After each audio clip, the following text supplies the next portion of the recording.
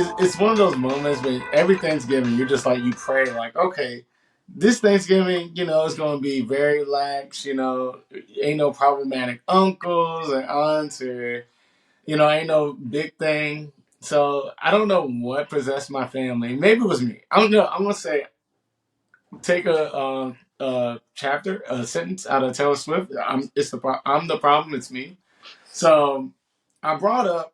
I don't know. I just brought up being black in America, and Lord, it just opened the floodgates. They were like, "This is why all these they're taking our jobs." I was like, "Bro, I shouldn't have opened my mouth because it was so quiet in my at Thanksgiving. Everyone, because we came back home at my grandma's house after years." And Mm. so everyone was like, sentimental and it was very quiet. And, I was like, oh, let's talk about, I don't know, anything. And then it got real political real fast. And everyone was fighting, talking about like Zoomers and Gen Alpha. Bro, I had to get out. I immediately get out. I was like, I just dropped the bomb and I was like, all right. And then I like Well, walked no, I away. think the true bomb with Thanksgiving is who's making the mac and cheese. I remember we had some Oh, conversations in the past, and you were talking about how your grandmother used to make the mac and cheese, and she passed away. So who's responsible for making the mac and cheese in your house, and how many how many folds do they have in their elbows? Because that okay. matters. Because it's like Okay. it's like it's like a tree. It's like the rings around the tree. How This, many folds you have on your elbow shows how much time and dedication you put into your mac and I cheese. have no disrespect for my cousin that made the Mm. mac and cheese. Uh oh. That's really the biggest betrayal and drama of the of the Thanksgiving. So it was my cousin. She made the mac and cheese. She doesn't have any. She has folds, but bro, I swear, like you could see the difference of like 2 years when my grandma made it empty, and she would make two trays of macaroni and cheese. First tray would be gone the first day. Second tray would be gone the next day. My cousin made one tray of macaroni and cheese. When I tell you, an eighth, she made a tray. An eighth was eaten because then once one person ate it, they said, "Don't eat this. It's under seasoned." And no, and it was like, there's no browning on the cheese. She was like, I don't know who made this. Meanwhile, my cousin wasn't there to defend herself. So once we found out who it was, dogged her. Everybody was dogging her, like talking about her. It was like she can't be a part of the she can't be a part of the Super Bowl no more. She gotta get undrafted.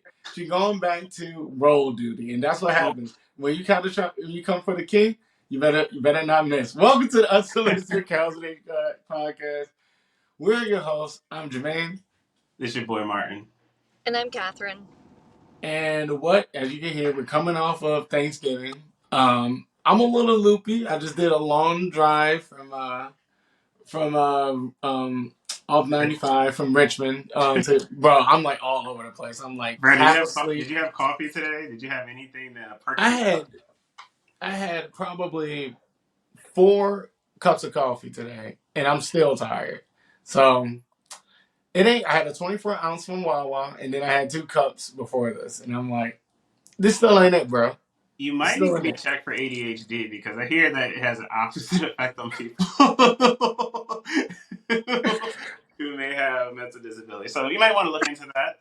I'm just putting it out there. Also, God bless your cousin for trying to make the mac and cheese. I'm sure she didn't. At least she didn't put peas in it or anything like that. No, it wasn't peas, and it was a standard mac and cheese, just Okay, uh, because easy mac.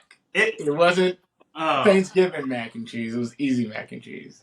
something that I saw online that a lot of people are doing nowadays, which I respect more so for Friendsgiving than Thanksgiving, is when you're asked to bring a side, you just order something and you put it in a container.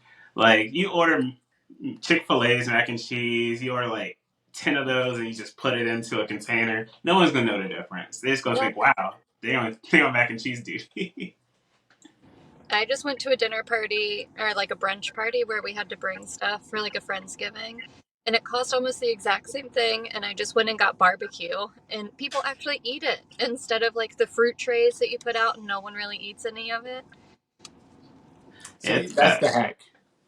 Well, I'm the type of person who brings the fruit tray and I eat all of my food tray even though no one else is eating it. Because I gotta make sure what I bring gets eaten because, everybody takes pride in what they bring and everyone has like feelings about it. And I Look, have I to. made look, I made the sweet potato pie this year, and again hit everyone. I did kill all both the pies, and then I made three, and then before I left yesterday, my aunt said I didn't get another piece. I'm not eating this your brother-in-law's pie because it's nasty. I need your pie, and I was like, you know what? You can keep it. I was going to take it home. You can keep it.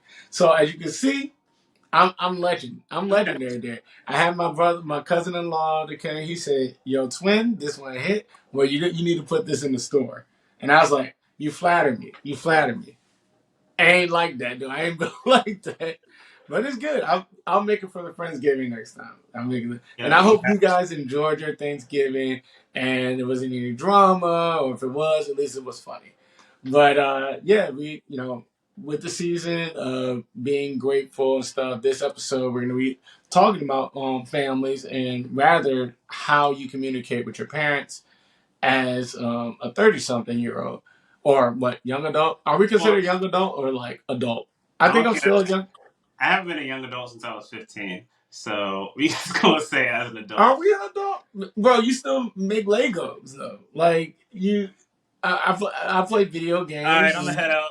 Yeah, I'm just like, it's fine. Like, I still feel like I'm a little kid. So Listen, you never lose your dinosaur. Okay, you gotta maintain the thing that keeps you young, or you're gonna get old and wrinkly and depressed. So you gotta keep your youth a little bit, I and then think keep it. Sorry, go ahead. technically we're pretty close to middle age. oof. All right. So speaking, can you give us a middle age perspective? How are you doing, Catherine? That's not funny. Still, we all Yeah, do. I'm We in all funny. my continued midlife crisis era. No, it's the quarter life. It's the quarter life crisis. Thank you. Brownie points for you. Uh, yeah, I'm good. Season of change, I guess, and figuring out like what I'm gonna do long term. So I'm just riding the waves as a free spirit and also learning that it's not as glamorous as it sounds. Look, man, you come But from not going to I bet the what is it? I bet the red Ruby Tuesdays and the TGI Fridays. Oh, the Cheesecake Factory sounds Cheesecake good. Factory. No, I'm just teasing, but continue. no, it's fine. Money is good. I like. It's just yeah. But today, Sunday, let's say I just babysat for a little bit. I'm headed to teach some yoga and then hang with friends later. So overall, I'm good. How about you? How's it going, Martin? Well, everyone. I was enjoying hearing you guys' story. Well, at least Jermaine's story of Thanksgiving and how he was with family. Unfortunately, as you guys know already, I've had chicken pox since the last time we recorded. It was crazy because I was completely fine recording at Jermaine's place. Everything was normal. We had a good old time talking about giving relationship advice to Redditors. And the very next day, it was like immediate death. I texted him in the morning and I was like, bro, I'm hungover after 2 beers and a White Claw. Like, that Hmm. makes sense. He's just like, yeah, man, it's all the sugar. It's all the sugar. And I was like, all right, maybe I'm just getting old. Maybe this is what 32 is like. I'm not quite there yet, but I was like, maybe this is what 32 is like. That night, fever, chills, dying. Next day, I woke up with a couple bumps in my face, but I felt normal. So I was like, okay, I'm going to walk around, do what I usually do. By the end of the day, dead again. More bumps in my face, my body, and I started looking like Freddy Krueger had sex with a fucking sandpaper. So, it was a rough time for me, but finally got through that. Luckily, we're recording this over a week later, so I got a chance for my face to heal, my body to heal, and my mind to heal a little bit. And actually, this afternoon, I'm going to be going to my mother's house. They actually postponed Thanksgiving on my behalf because they were like, "Hey, you bring the cranberry sauce, and your wife brings desserts, and we gonna want that. So we gonna move it to when you feeling good." And I was like, "Okay, I should be good by Sunday." And I was like, "All right, cool." That's So awesome. yeah, That's so really this sweet. afternoon, this afternoon I'll be headed over to my mom's house, make the cranberry sauce. That shit always hitting every year. Every year they're like, "You got to make it again. You got to make it again." That's my contribution. But I did make mac and cheese. Me and my wife, we did our own Thanksgiving here in the house, and I made mac and cheese. It was my first time, so bear with me. It wasn't bad. It was better than some. It was better than some other mac and cheese. but it was, but it was missing a little. I didn't put enough cheddar in it, enough sharp cheddar in it. It was seasoned well. I just didn't have the right mixes of cheeses in there. I think I needed like another 8 ounces of cheddar, and it would have been hitting. So, but all in all, I'm still eating it. It's still good. It's just not a 10 out of 10. But like I always say, life's good, wife's good. How you doing, Jermaine? I'm doing good. You already know I went down to visit family in Richmond for Thanksgiving. Yeah, it was just good, relaxing. I ran into a couple of people I haven't seen in like years. So I felt like this, and I even ran into a couple of family members that I didn't even think I'd see them this year on my dad's side. So really, it was all like really good times. Like I hate to say the word good vibes, but it was a really good time there. Like I felt like really blessed, even though like sometimes my nephew and niece can get on my nerves, but I'm like, you know what? They give me some experience of being an adult or a father in the future. So overall, great time, just catching up on sleep, and I'm glad to be here. Glad, be, glad to be here with you guys, if I can talk. Um, yeah, I don't know if you guys are drinking anything. I'm not drinking anything because it's early as shit, and I'm about to fall asleep. I mean, you've But had 4 cups of coffee, I have so 4 cups of I would coffee. that you're not drinking anything but water at this point. Yep, So agua, H2O, and maybe coffee afterwards, but H2O right there. Sorry. yeah, Um, I don't know. My bad. Water, 10 out of 10. 10 out of 10. Need to hydrate. What about you, Catherine? What are you drinking? I just grabbed a cup of coffee from this coffee shop, and now I'm using their Wi-Fi on my car to record this. guys, before we got on, I was like, Catherine was breaking in and out of the audio and the video. So I was just like, hey, I know you're in the car. I'm gonna let you finish, but like, can you drive somewhere with a public Wi-Fi so that we can get this episode? So and she happened to luckily be in a coffee shop where she has some really good coffee. It seems like, and you're recording with us. So thanks for taking time out your day to join us today, Catherine. Thank you. It's good to see you guys. Yeah. I also want to point out that she said she's going to go see some friends later. Like she's not talking to friends now, but we'll leave that alone. No, we're brothers and sisters, right? We're just family. So You know what? We just pay the bills. That's all we are. We're just that's it. we're the work. This is like an obligation. She's like, I don't know why I signed up for this. This is not helping my brand. And she could be promoting her yoga, and she's not even doing that. But you know what? No, look, you guys, on Friday, I assisted a 7 a.m. yoga class. Then I took an hour-long yoga class with cardio in it. I did burpees. I got out, put air in my tire, and texted you guys immediately at 9 a.m. saying I'm ready to record the pod. And you both turned me down. No, Right. that's not what happened. That What is what happened was happened. I saw the text message and I was like, I'm still dying. I don't have energy for this. And I put my phone down. And then Jermaine hearted it, and I was like, oh, I should at least acknowledge it. Heart. Okay. But that's what we're here now, and we are family and friends. But today we're going to be talking about how young midlife crisis, young adult, whatever. I don't know what you want to call it. Just Millennials. relating to your parents, your aunts, your uncles, your tias, and all of that. But before All we that. get into that episode, I haven't talked about what I'm drinking. We Oh, can't just, true. we can't just hop over that like I'm not drinking something. I'm drinking the Irish coffee. Basically, so I got a cold brew coffee mixed with some eggnog because 'tis the season. This is the I season. put a little ice cubes in here that melted because I was waiting for my 2 co-hosts to join me. Um, yeah, it's a pretty good drink. I'm gonna give it an 8 out of 10. It's waking me up. I also ran this morning because you got to throw that in there as a runner. Flex. Did a 10K this morning, so I'm energized. I'm ready for this podcast. I'm excited. And I'll turn it back over to Jermaine as he was trying to tell us that we're going to talk about our conversation with parents. And As you sip on your eggnog and flex on your turkey trot, I got mine tomorrow once I get a good night's sleep.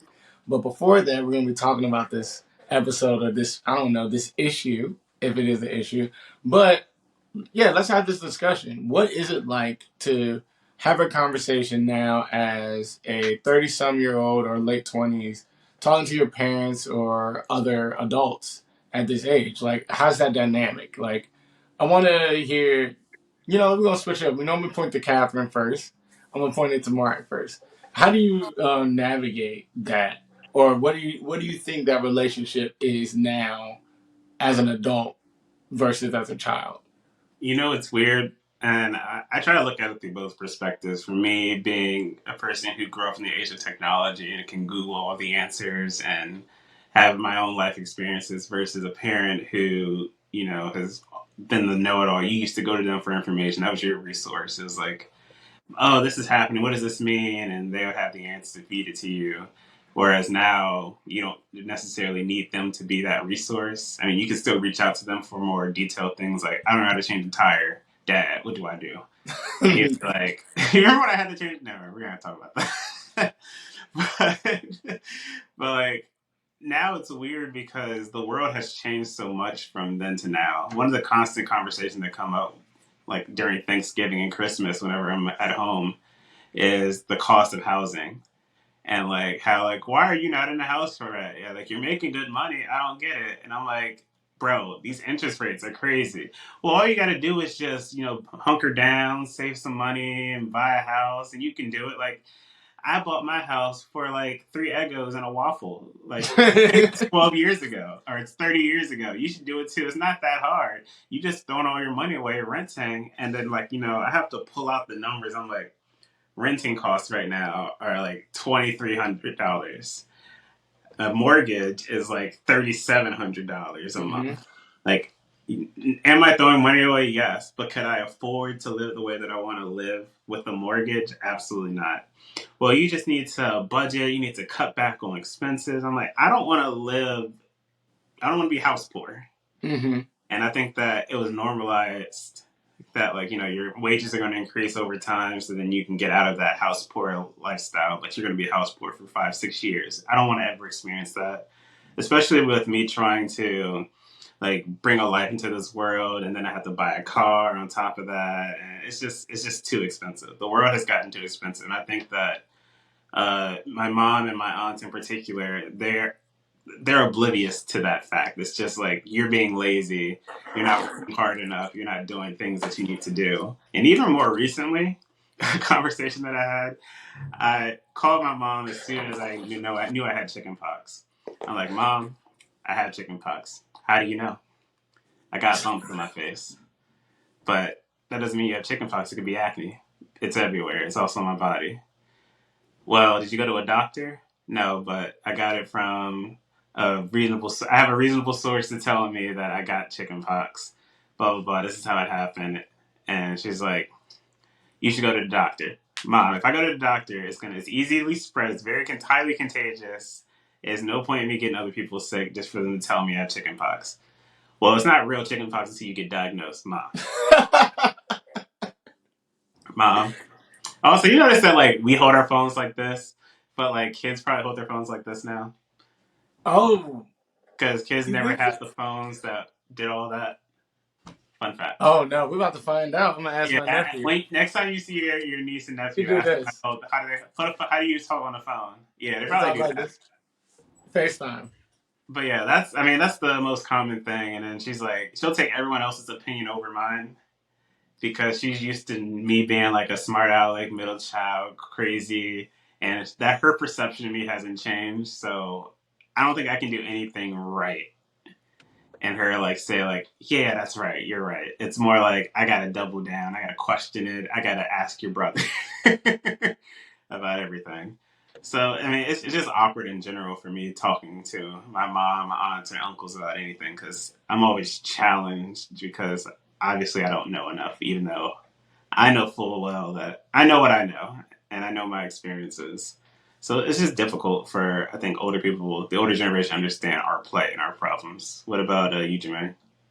So I agree. Like we actually had a discussion about that on Thanksgiving about like housing and child rearing and all that stuff. And it's like there's definitely a disconnect in generations. But like discussing it, like I guess like the relationship I have with them now, for me, it's like I don't know if it's because they put me and my brother on a pedestal because we were like the first ones that went to college, well, they finished college and all that stuff. So they kind of look at us for like if I tell them numbers because like I'm like all right, I know about stocks and I love history. So if I say like if we talk about something like I don't know computers or how like social media or phones or like burning our kids' brains to bits, right? You know, whatever, like their attention span, dopamine, and all that. Once I started like dopamine, what's the other, the cuddle, Serotonin chemical, and serotonin, and all that stuff. They're like, like because it's outside the, outside at least my family don't talk about that stuff. But when I bring up, like you said, housing or the economy, for instance, they're very much like, I'm living fine. I bought a house. I bought this stuff. Like, I did this and it was fine. Like, y'all just spending all this money on this. But if you show them a graph, you show them data, you're like, hey, housing is actually spiking, is like skyrocketing, is passing like the growth and wages are stagnant. You tell them that, they're like, well, back in my day, like y'all getting paid more money now. mm-hmm. How can't you? Like I got paid 20 grand, like doing like a full time job, and I had a house and all that. And you're getting paid over six figures. Like it just doesn't compute, right? Right. But when it does come to like just conversations with them, I think it's just the type of things you have the topics, right? The topics you choose to talk to them because they can easily, like you said, put you into the you're my child and they see you as a child, even though you're an adult. I Mm-hmm. don't know if it's our generation or if it was like this with my grandma too or whatever, but I feel like our generation is this in this weird like situation because like I said, I feel like I'm a big little kid, right? Where we grew up in a way, but we still like enjoy life. We see the positives, even though like the world can be crappy. We don't have the world on our like weighing on us, or we Yeah. take things so literal or like serious all the time. So they force themselves to grow up. I While feel we're like maybe mental health is another well, thing that helps us. yeah, mental health definitely is a reason, another aspect of this. But I think that our prior generation, like the baby boomers, they were all about working hard, staying with a company forever, and basically dying with the company that you're working with. And eventually, that was just your life. You were born to work, and we have this new identity where we're living to have experiences. We're not living to just work a job and then die, and like work a job, have a family, do whatever, and die. And that whole concept of the American dream doesn't exist anymore, really.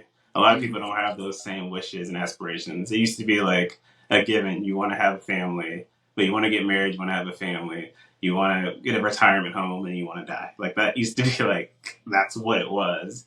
And now there's just so much variation in the world of what everybody wants. People are like, you know what? That life doesn't appeal to me. I don't want to be married. I don't want kids. I just want a dog and maybe three cats, and Mm-hmm. I'm happy with that. Like, so I guess Catherine, what about you? How's your relationship and communicating with your parents or any adults in your life? Oh, you're an adult. Any older adults in your life? See, I'm telling you, we kids, bro. But yes, It's Um, weird because we were all kids when we met, so it's hard to yeah. all as adults now. yeah, it's super interesting. Sorry, also the coffee shop, they're decorating for Christmas right now, so they just walked by with a Christmas tree. It's distracting. I thought you were Intently like hiding rocking. behind your cup earlier, so I didn't see you. Yeah. Um, no, I think I suggested this topic initially, and it's actually really interesting listening to you guys talk because I had like something different in the back of my mind. But I guess a difference of like being the male in the family, you're both really focused on like financial responsibility and like proving success in life, I guess, with parents. And like my initial thought was more about like emotional connection and need with parents. Yeah, so it's really interesting to hear your perspective. Like with me, I have not spoken to my mom in almost a year, which was not an easy decision for me to make, but it's one that I had to make for my own mental health. And there was a lot leading up to it, and I got professional advice on that. It wasn't just like um, an emotional response. But I was just at home before Thanksgiving. I'm finally at a point where I don't go home for Thanksgiving currently. Um, but I saw my dad, and it was like the very first time that I started to see our parents as like actual people and started to realize like his capacity and capability for providing like that emotional support that I needed. And so I feel like that's when I really transitioned into like adulthood was seeing him as like an actual adult and realizing that I have to like make up for what he might lack myself as an adult, if that Mhm. makes sense at all. It's kind of complicated. Oh no, that makes a lot of sense. Like, I don't know. I don't think we've talked about it like when we were doing like I don't know if we did a Father's Day episode or whatever. Me and Martin was talking about, um, like daddy issues. I think it was an episode on daddy issues, and we talked Mhm. about the silverware like that. But yeah, I completely understand like on the deeper level because I feel like it's connected. That's Yep. just like a deeper level. Because even just like this weekend, like it's it's the it's the point where I was having a conversation with my parents and I asked them stuff about their past life, like outside of just me. Like I was like, oh, what did you like? I was talking about that. Why did you play football? What did you do? Like all this stuff, right? I mean, he gave me some like generic stuff, but I know the biggest thing that Bitches. um Sorry, go ahead. yeah, basically it was women. But it was one moment, it was a Father's Day like 3 years ago or something like that, where he like broke down and he was explaining like how he was as a dad. And then it kind of was like that glass shattering moment, right? Where before I used to think, like, oh, he has all the answers, and that's kind of like with the finances as well. But as it goes deeper, you start to realize, like, oh, they're just people. They're no longer like Martin was talking about earlier. Like they have no more like this power over me, and you can see them as what they are, as like, and even put yourself in their shoes of like, oh, I'm 32. My dad had me at 28. So it's like, oh, no wonder he was acting like this because even in seeing what he was going through and how that translated in his child rearing, it makes so much sense now. And like you said, the emotional, and I think like we talked about even just now, was like the mental health thing. Is like understanding and connecting with who you are. I think that's the biggest step to see them outside as just your parents. That's just their role.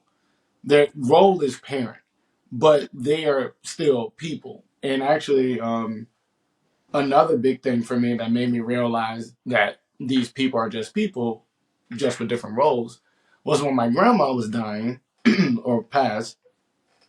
We were talking about her stories and stuff, and I was like, "Oh man, I wonder," because, like I said, I still feel like a kid now. I still feel like an 11-year old, a 10-year old now at 30. I was like, I wonder if my grandmother, at the age of 90 something years old, still feels like she's 21 or 18, just trapped in the body of this. So they are still people. They still have these things, but when you have that connection, it's like a glass shattering moment. It's like, oh, okay, you don't know all like Martin said, you don't know all the answers. Y'all think you know all the answers, but now I can make my own decisions. Yeah, they have wisdom in it, but like you said, when it comes to emotional and stuff, you can start to see it deeper in a deeper way. Yeah, I think another reason why I don't think about the emotional aspect of it is because I never really had that emotional closeness with my parents. Like, I never went to them like, "Oh, so and so broke my heart." I mean, I was a heartbreaker, so that's one thing. But in general, like, I didn't go to them for like relationship advice, any conversations about like, "Oh, me and a friend stopped being friends, or they did something mean to me." Like, unless it was like a sibling thing, like me and my siblings fighting, it was never like any personal life things coming to them.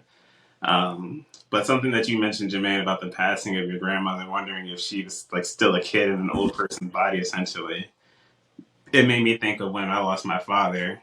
And that was a moment where you kind of, oh, for me, it made me like revert back to a kid because I like had to re-experience all of the moments leading up to, the day he passed, and I was thinking on them, and I was like, man, he wasn't really there for me, or like maybe he was misunderstood, and like maybe I needed to say more because he wasn't doing it. He didn't feel comfortable doing it, and that's where you go into the whole blaming yourself for everything, and you go into those deep recesses that you need therapy to get through. Well, I needed therapy to get through. Not everybody needs therapy, but I definitely needed therapy to get through that thought exercise.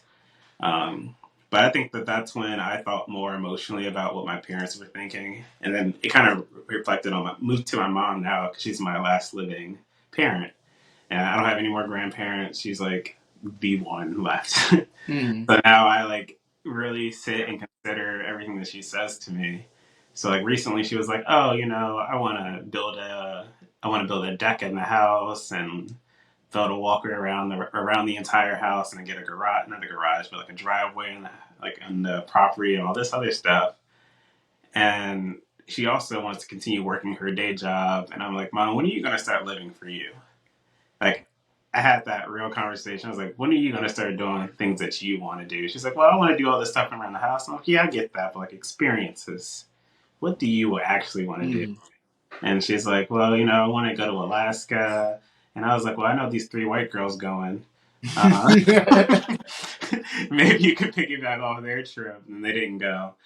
And it was funny because during that moment, I was like, yeah, Mom, I'll just tag along with you so it's not awkward around those girls. She's like, I don't want you there. And I was like, shit. Dang, okay.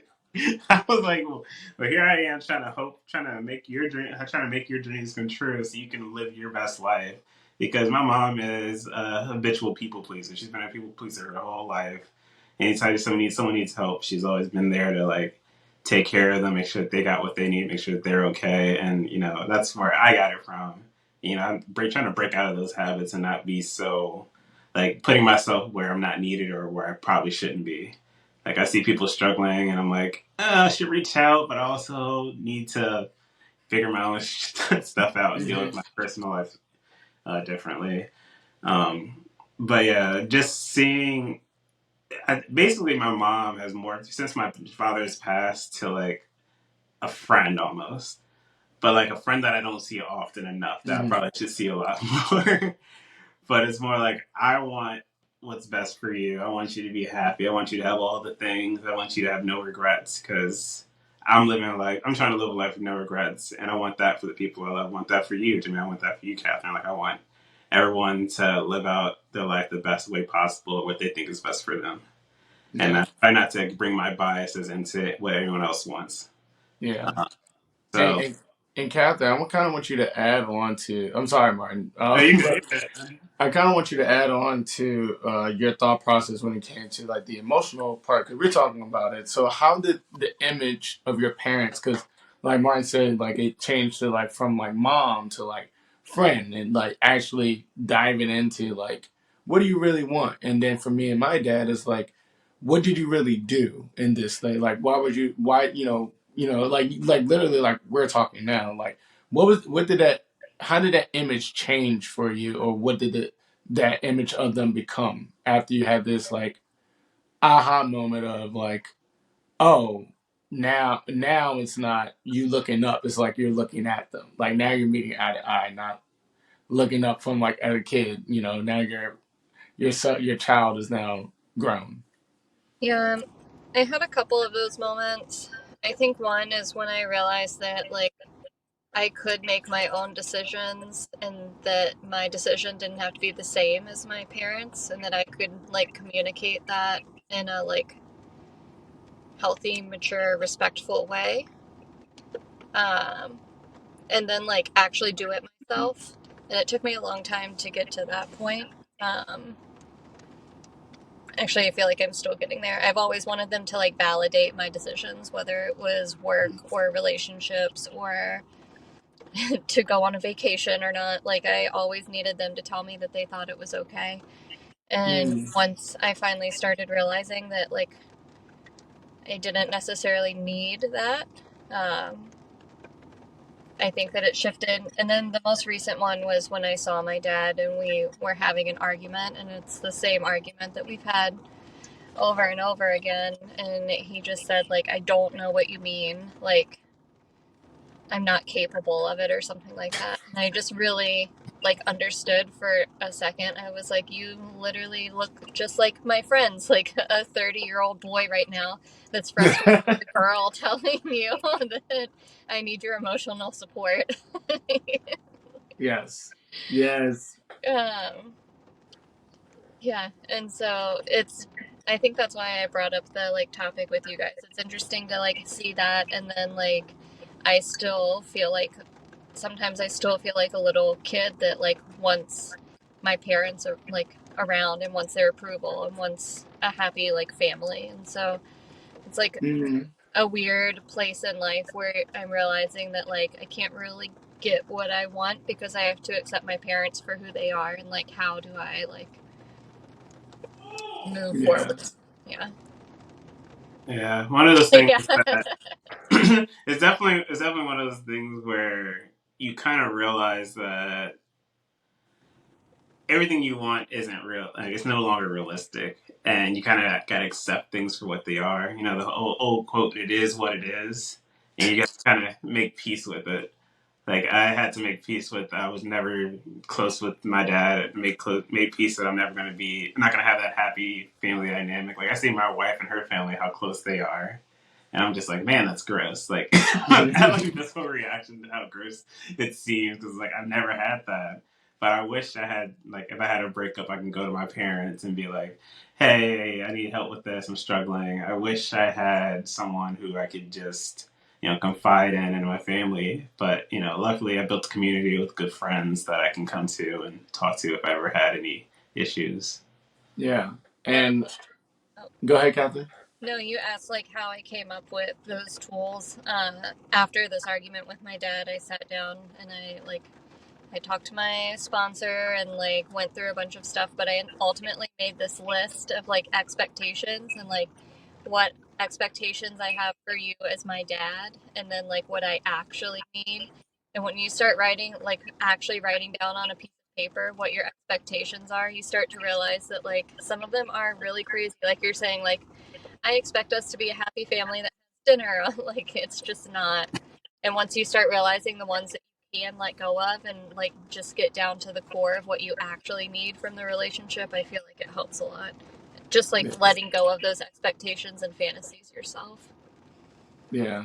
And I came to the conclusion when like when my dad, I know it's gonna take time for us to, but like you said, the expectations, like I expected us to be like, I don't know, like I can't say Cosby Show because it's canceled. But like I don't know, like they Modern Family, whatever, like like an actual like you sitcom family show. Can't say it. That was right on the tip of my tongue. Can't say it.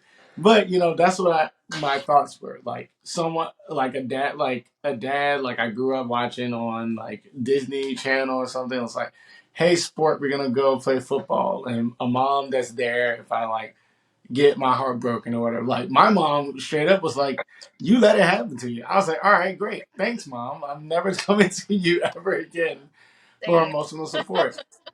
And it comes with time, and also it's like the realization of you understanding who these people are. And like as we continue to grow, like on our podcast, I mean, it continue, and we can stop laughing at me, and we always encourage growth for other people, like all our listeners. There's a lot of people, especially in the older generation, even in our generation, that's very comfortable of where they are now and refuse to grow. So they can be stunted and refuse to grow at the age of 22 or the age of 18, and they will be that same person at age 60, right?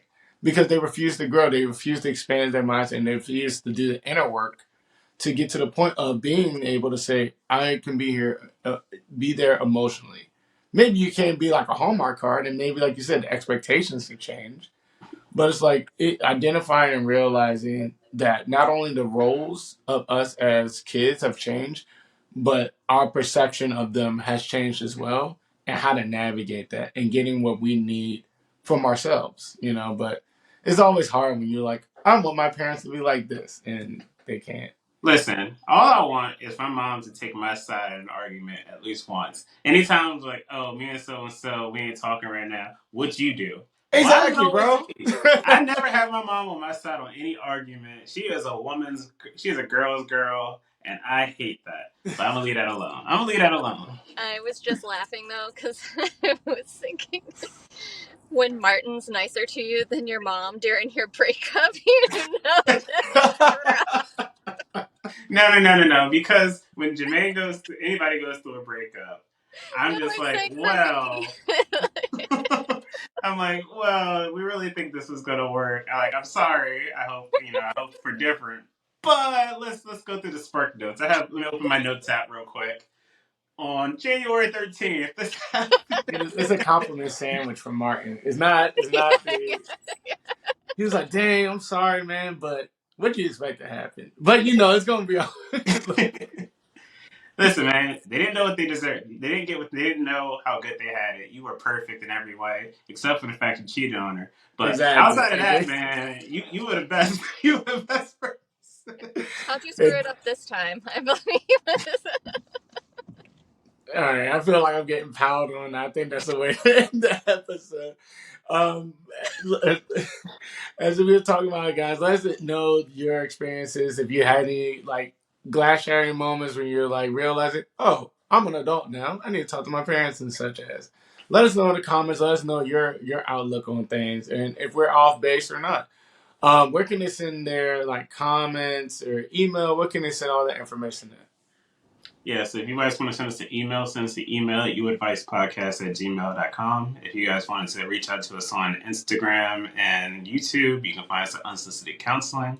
And if you want to find us on Facebook, find us at Unsolicited Counseling Podcast. Awesome, guys.